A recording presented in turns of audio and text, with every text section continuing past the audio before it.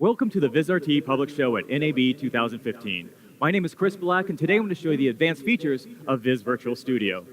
Now, just in front of me, I have a camera on a crane, and this is an agritmic crane that is using mechanical tracking, which is applied to all the pivot points on the crane. X, Y, and Z information, basically the movement of the crane, is being sent over to the Viz Virtual Studio software. We also have a red digital cinema camera with a Fujinon lens on it that is sending zoom information over to the Viz Virtual Studio software so that you can see all this movement inside of the virtual set. Right above my head, I have 16 cameras. This is a motion analysis optical tracking system.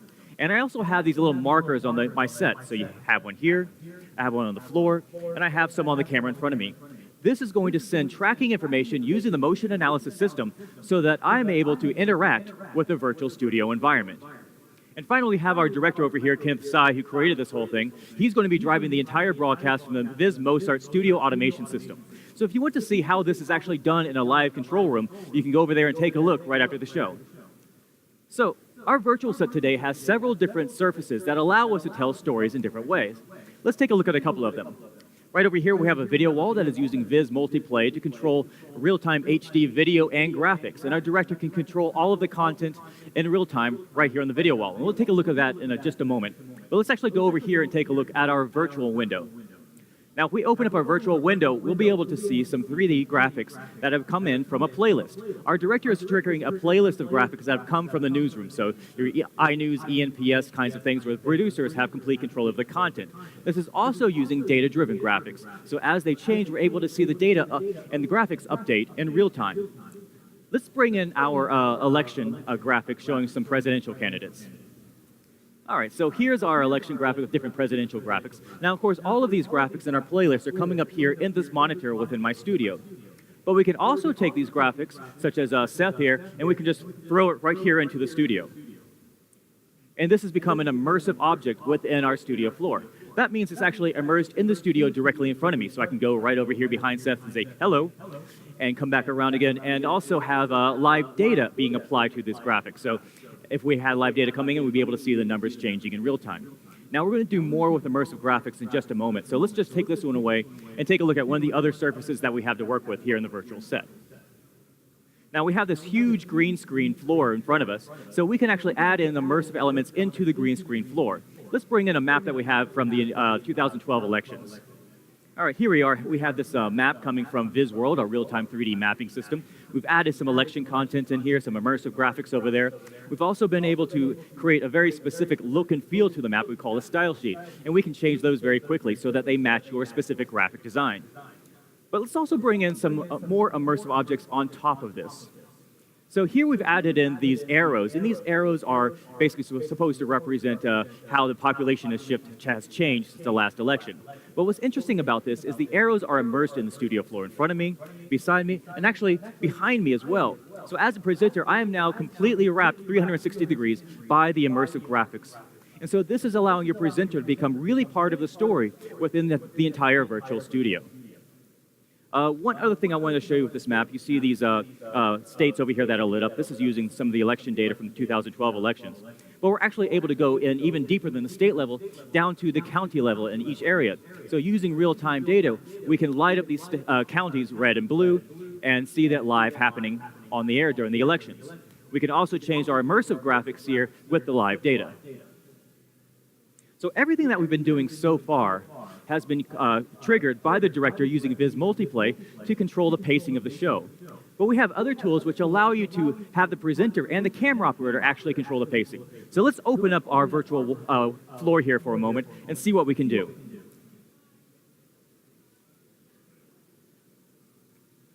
So what we've added now is some 3D graphics that go down into the studio floor. And using the camera, we're able to pan down and zoom into these different graphics and use this as a transition tool. It becomes a more organic way of being able to tell a story within the virtual studio instead of having just your director trigger each graphic.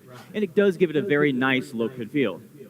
Now, of course, all of this is working within a green screen. With Viz Virtual Studio, you can actually go beyond the green screen and still have a large virtual studio. So as we pan the camera over to where our director is sitting right now, you can see that we've actually extended the virtual studio beyond the green screen, and you have this large, immersive virtual window there showing some video that we shot in Las Vegas the other day. So actually, let's bring this back into the studio for a moment. Now, baseball season started about a week ago, so let's bring in some sports elements in here, and we can take a look at what we can do with sports. So we've been able to change our virtual monitor here to a sports theme. How about some immersive graphics added in here? There we go. So these are our Major League Baseball matchups of the day. We have the Seattle Mariners versus the Indians, and these are actually 3D objects that are immersed into the studio floor, and they have a lot of depth to them. So as we move the camera down, you can see that they'd have some really nice three-dimensional texture. And it's a nice way of being able to use the camera to transition from point to point. And the other interesting thing about this is with these immersive graphics, you don't need the green screen. This can be done on your physical set as well. So actually, let's go down through this last one here. This is two minor league teams, the Kings versus the River Sharks. And we're going to use the motion analysis optical tracking system, all these cameras just above my head, to track this object that's on my floor. So I can rotate it around, and you can see that it's applying the movement over to the 3D object that I have immersed here. But I can also use this to trigger events in the virtual studio. So I can pick it up. You can see we can change the lights. I have this orb that's floating around, and then I can just toss this into the monitor behind me and use this as a transition effect to go from graphics in the floor into the studio. Let's actually go over here for a moment to our video wall and take a look at what we can do with Viz Multiplayer, multi-screen studio control system.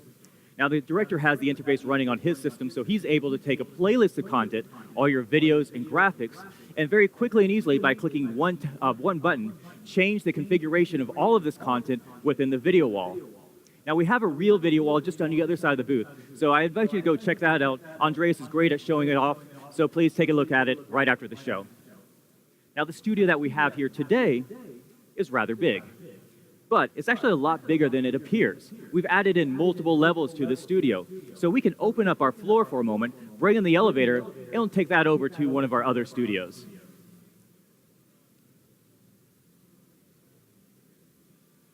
All right, there's my elevator. Let me hop on over here.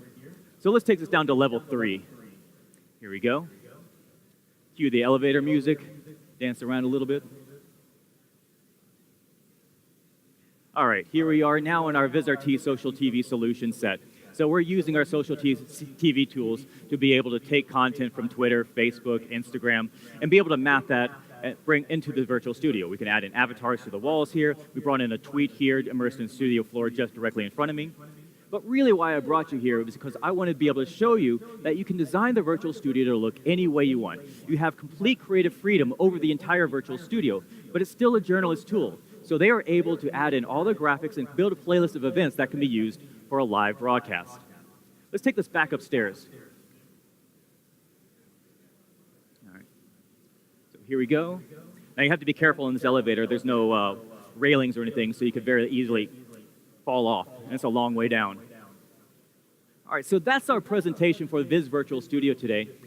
If you have any questions, please come on up. We'll be happy to answer them for you. Don't be shy. If you want to come in here to the green screen and try it out for yourself, you're more than welcome to.